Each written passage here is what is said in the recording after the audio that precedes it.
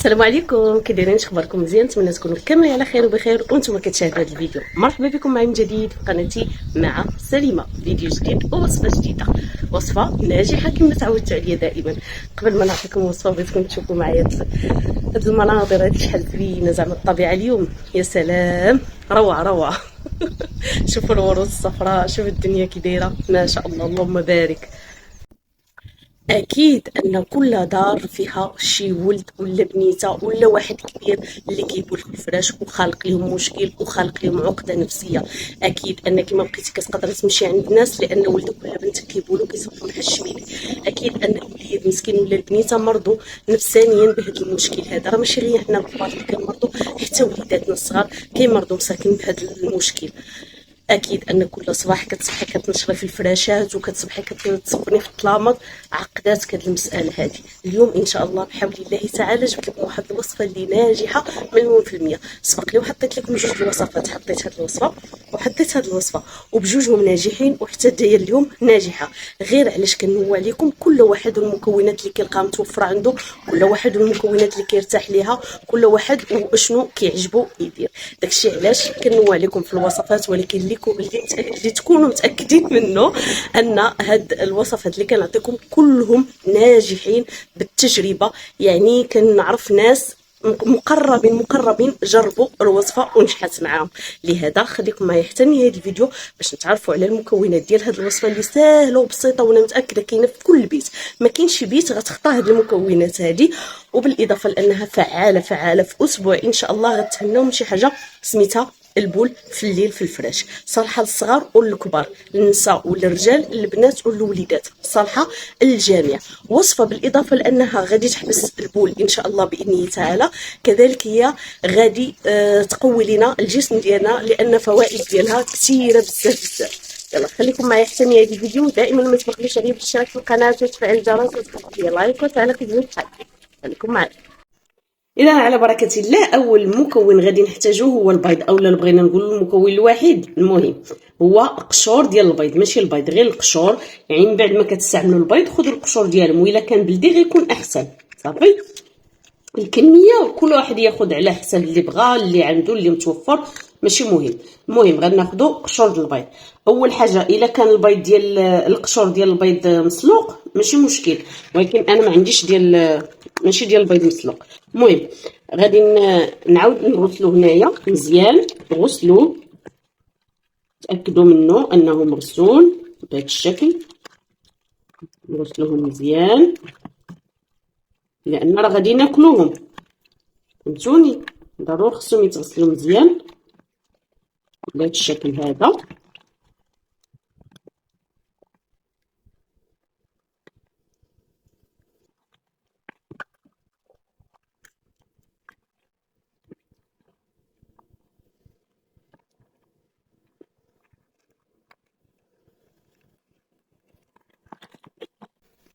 من بعد ما كيتغسلوا مزيان كناخذوهم وكنصفوهم، كنقطروهم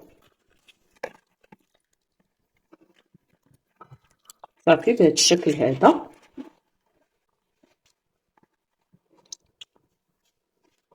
شنو غنديروا لهم دابا؟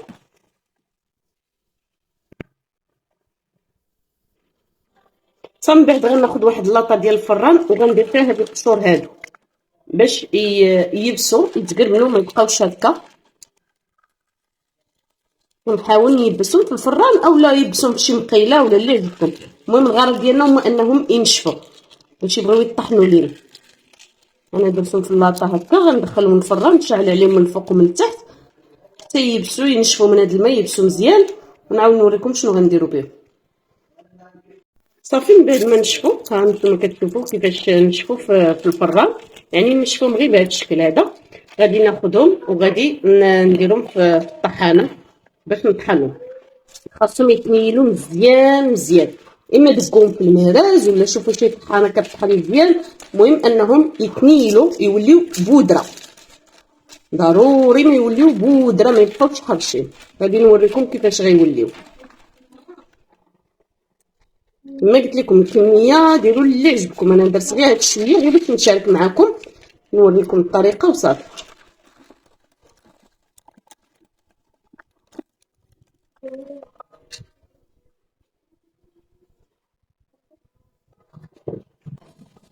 صافي غادي ناخذهم وغادي نطحنهم.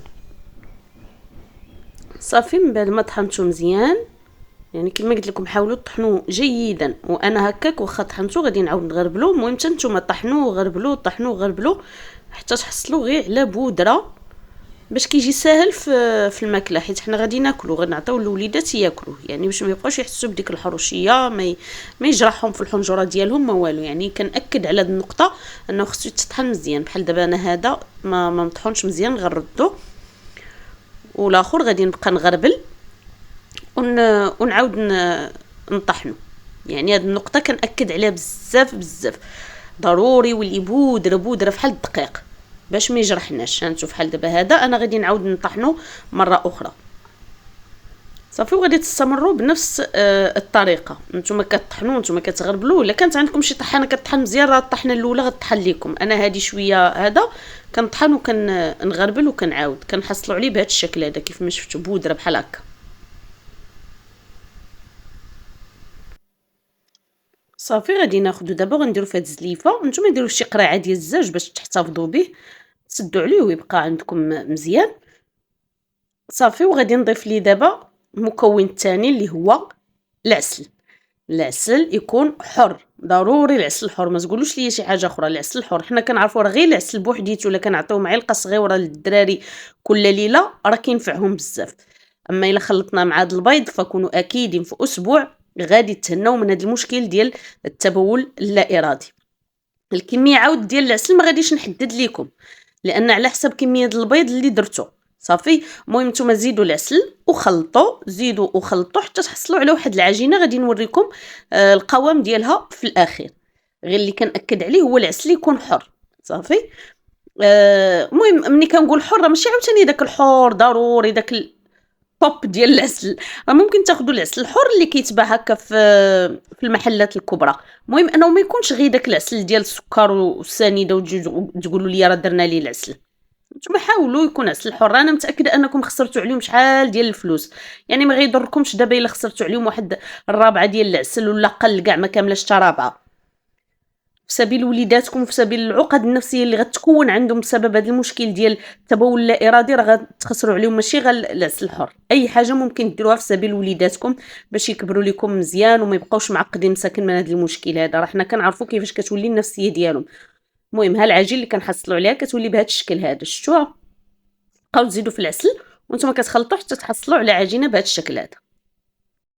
الوصفه هي هذه كيف ما شفتوا، ها هي وجدناها مع بعضياتنا. ديروها في شي قريعه واحتفظوا بها باش تبقاو تستعملوها. طريقه الاستعمال ديالها غادي نقولها لكم دابا.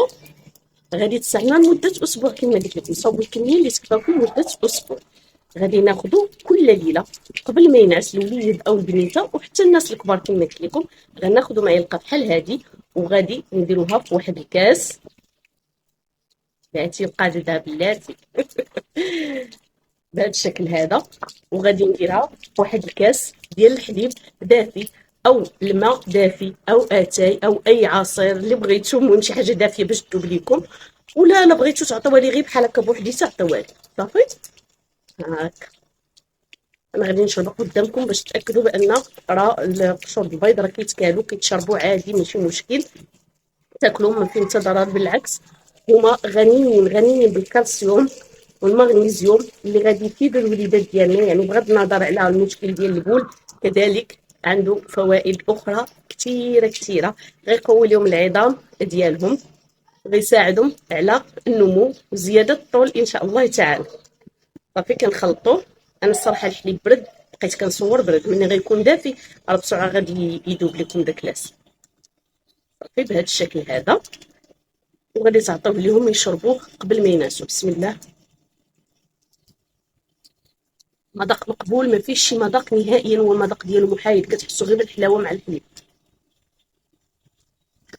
كما قلت لكم كل ليله قبل ما ينعسوا معلقه صغيره، اختاروا معايا ما عجبكم، بغيتوا مع الحليب مع الماء مع اتاي بغيتوا بوحديتها، المهم معلقه صغيره قبل ما ينعسوا لمده ديال اسبوع. ورجعوا لهذا الفيديو هذا وردوا عليا الفطور.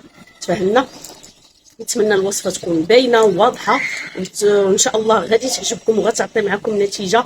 ودائما ما تبخلوش عليا بالاشتراك في القناه وتفعيل الجرس، خليو لي لايك وتعليق زوين بحالكم. غادي نخليكم شويه نتمنظروا في الطبيعه.